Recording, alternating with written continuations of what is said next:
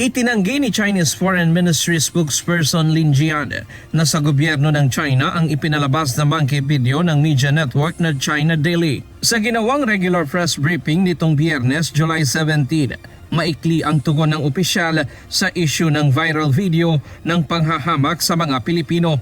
Wala na anya siyang iba pang komento.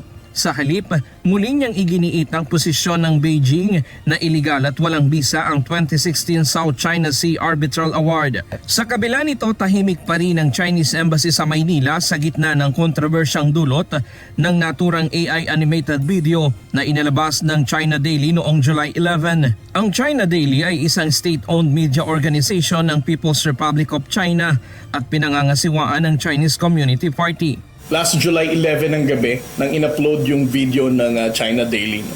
It's important for us to understand na ang China Daily is a state-owned and operated ng gobyerno ng People's Republic of China. Lahat ng lumalabas sa China Daily ay inaaprubahan at ipinapakalat mismo ng gobyerno ng People's Republic of China. Sa naturang video, isang karakter ng unggoy na nakasuot ng barong Tagalog at salakot ang inilarawan bilang representasyon ng Pilipinas.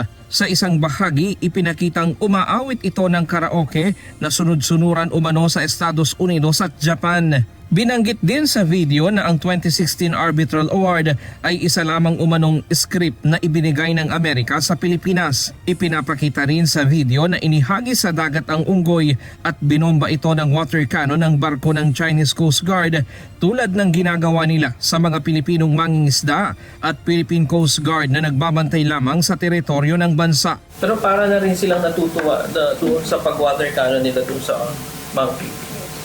Ganun silang ka-racist, no? Winawater cannon nila ang monkey, tapos pinuportray nila na stupid monkey. So that only shows how racist the Chinese Communist Party is, no? I'm not referring to the Chinese people, but to the Chinese Communist Party. Sila ang mga racist dito. Ang Department of National Defense una nang kinondina ang paglabas ng video. Ang Department of Foreign Affairs naman naghain na rin ng formal na reklamo at ipinatatanggal ang video. Kinausap na rin ito ang Chinese Embassy sa Maynila para magpaliwanag. Bukod dito, naglabas din ng hiwalay na pagkondena ang National Maritime Council, National Security Advisor at ilang senador.